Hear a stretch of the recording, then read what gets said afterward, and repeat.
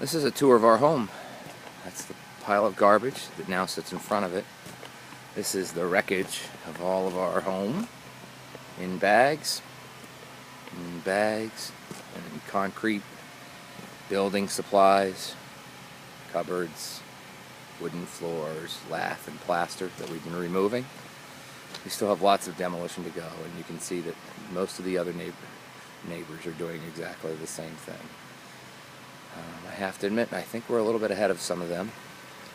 We've begun ripping out the walls a little earlier than the rest.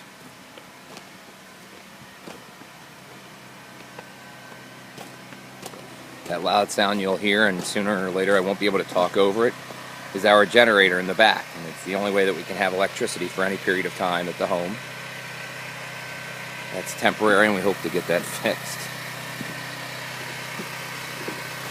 The grass is gone, covered by a layer of silt and other things. Basically, it's very sludgy. When it rains, it's hard to stand, not fall over in it. It's the slickest thing I've ever seen. Some of the debris in our yard. Our fence is still standing. The river flowed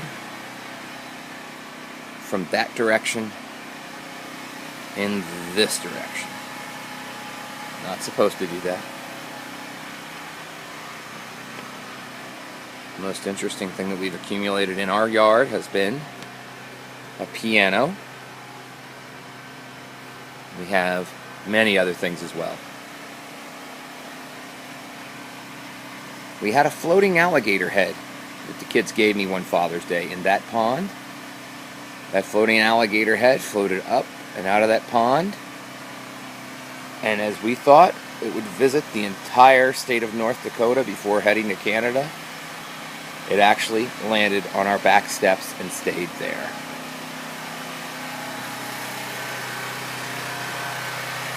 This is our porch, covered with dirt that's no longer wet, so this is what will happen to the yard eventually when it dries out. That sound you're going to begin hearing and that I won't talk over is our generator.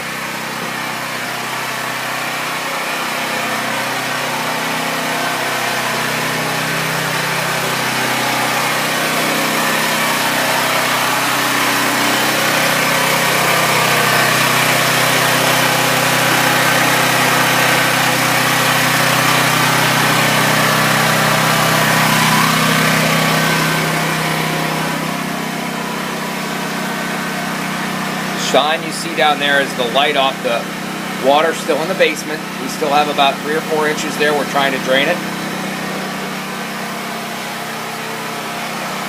The water, of course, filled the basement all the way to the ceiling and came up to where I'm standing, about to my waist. So this is the house as we've begun the demolition. And in the kitchen, what you would have known as the kitchen, where we had our small television, where we'd sit around and eat our meals. That's where the sink was, refrigerator, stove, and dining room. The beautiful buffets are either completely ruined or half ruined. We were able to save some of the buffet. Someone will know what to do with those and want to have them.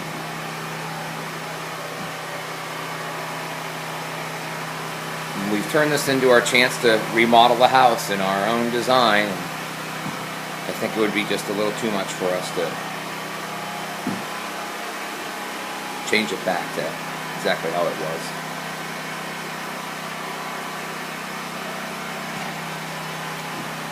We had to pull out the lath and plaster because behind it was nothing but water. The insulation, you can see where the wet mark is, where it's still wet wood. The insulation, especially at the bottom, was dripping with water. These are those window seats. We've now stripped all the hardwood and we're down to the last boards. Through these boards, we would see the basement water. The windows are intact and probably will survive. That was good news to us. We've replaced all those, and that was one of the few bits of good news.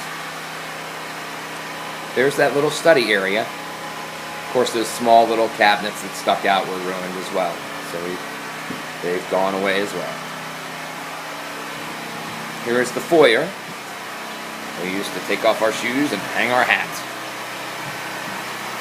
The steps. The water was up to about the 4th step, and we're eager to see how well they dry, because the steps should be intact beyond that. You can see much of we still have work to do to rip out. It's difficult to see here because it's so dark in the basement. But this is what just about every neighbor in our neighborhood that hasn't had their house condemned is doing. 15 houses in our neighborhood have been set as off limits and are likely to be condemned and knocked down. And what happens to those spaces and homes, no one really knows at this point. I think all the people that were really affected are starting to be willing to ask a few questions about why this flood came, why structures that were here to control how much rain or how much water flowed down the Mouse River, why so much came at one time.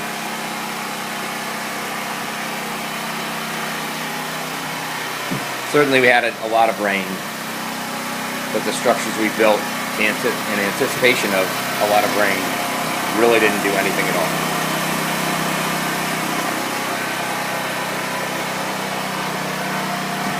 Jim Olson of KXMC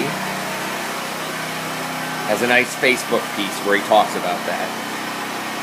Talks about the recordness of the flood and how it's just beyond belief.